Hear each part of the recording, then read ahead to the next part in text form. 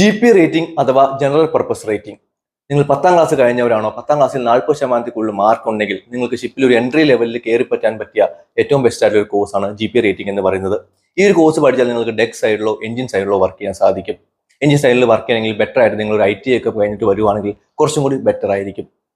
പല സ്പോൺഷിപ്പ് കൊടുക്കുന്ന കമ്പനികളും IT കഴിഞ്ഞവരെയും ഡിപ്ലോമ കഴിഞ്ഞവരെയും ആണ് ഇപ്പോൾ പ്രിഫർ ചെയ്യുന്നത്.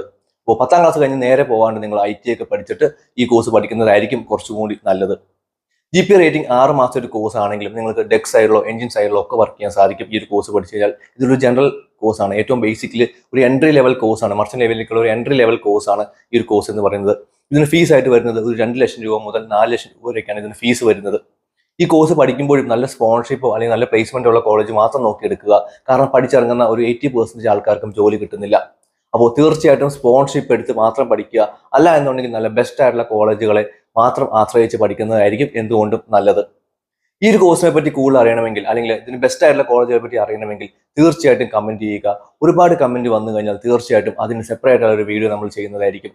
നിങ്ങളുടെ ഫ്രണ്ട്സിലേക്ക് ഇത് മാക്സിമം ഷെയർ ചെയ്യുക, സപ്പോർട്ട് ചെയ്യുക. പുതിയൊരു വീഡിയോ ആയിട്ട് നമുക്ക് വീണ്ടും കാണാം. അതുവരെയ്ക്കും ബൈ ബൈ.